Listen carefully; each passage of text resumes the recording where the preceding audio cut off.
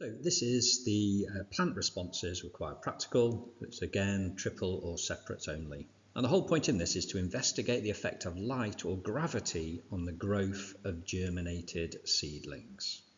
So the actual equipment itself for this is quite straightforward. You've got mustard seeds, you've got Petri dishes. The Petri dishes are these kind of little plastic trays.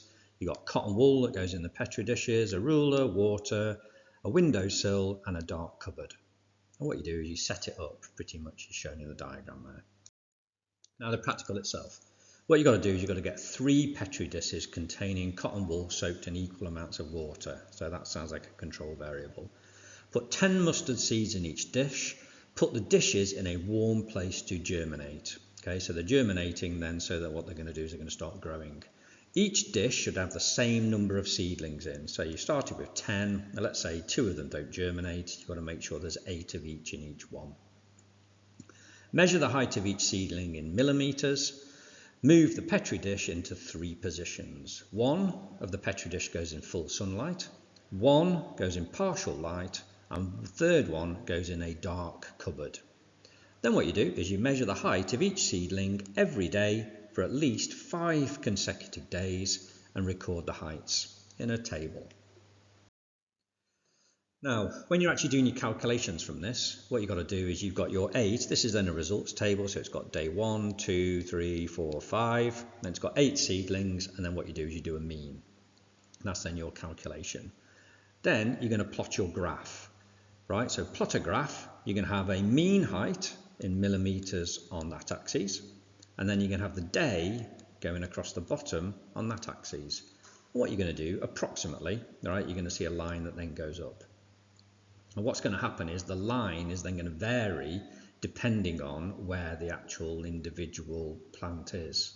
So for example, where they're in dark, what they'll do is they'll probably grow faster, right? Because what they're trying to do is they're trying to reach light. And so what they're doing is going to grow longer, but they'll also be kind of yellow because they're not getting the sunlight. The variables, the dependent variable is the height of the seedling. So that is don't mess, that's what I'm measuring. The independent in class is that what I'm changing between each one is the amount of light. And then the control is things like temperature and the amount of water then that is available.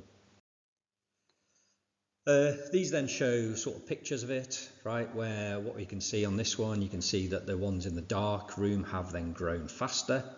Then the other part of this practical, which is a bit harder to do, is then taking away the effect of gravity. Now the way you do that is you use something called a clinostat. And what that is, it's kind of like where you put like a broad bean or something like that is then growing. And what it does is this clinostat then rotates very, very slowly. And what it does, it gets rid of the effect of gravity. All right, so it says there, it negates the effect of gravitotropism. All right, so that is then a straightforward required practical.